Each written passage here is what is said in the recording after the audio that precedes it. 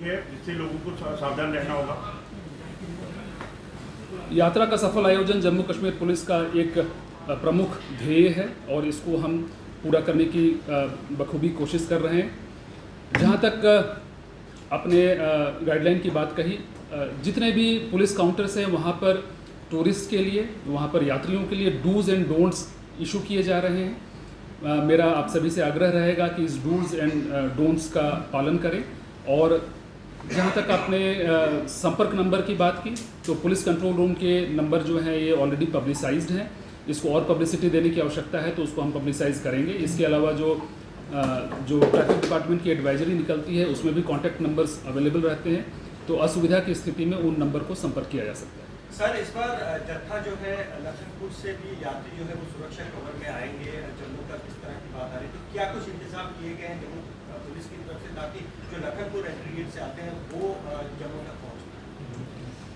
देखिए, लखनपुर से लेकर के जम्मू तक पहले आरोपी की व्यवस्था नहीं होती थी, इस बार आरोपी की व्यवस्था की गई है।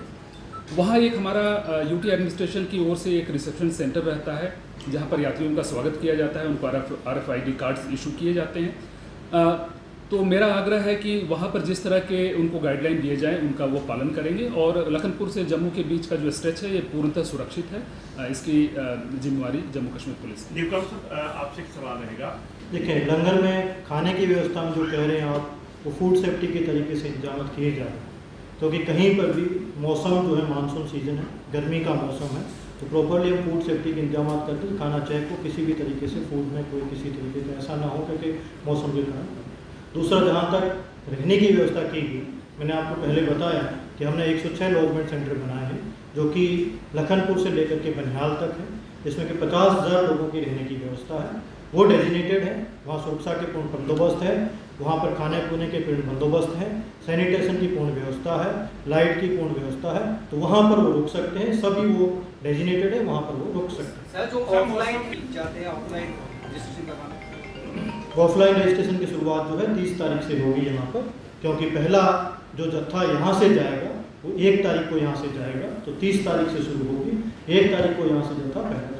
मौसम के चलते मैंने आपको बता दिया पहले कि रेलवे से कोई यात्रा नहीं हो रही है। रही बात आपने व्यवस्था की बात की है, तो हमने यहाँ पर 50,000 लोगों की रहने की व्यवस्था की हुई है। जहाँ तक बारिश की व्यवस्था रही, आप भगवती नगर में देखते थे कि पीछे बापू आसाराम जी का आश्रम है, वहाँ पर पिछले साल से बड़ा हैंगर लगाया जाता है जिसमें यात्री रहते हैं। रजिस्ट्रेशन सेंटर में भी हम वाटर प्रूफ टेंट और हैंगर लगाते हैं जिससे यात्रियों को बारिश में किसी तरीके का जो तकलीफ ना हो। उसके अलावा चंद्रकोट का जो LG साहब की तरफ से, श्री अमरनाथ जी साइन बोर्ड की तरफ से 3600 लोगों की रहने की व्यवस्था की गई है, वो पूर्णतः वहाँ पर है, जहाँ पर कि पूर्ण उसमें बंदोबस्त है, सब कुछ है वहाँ पर है।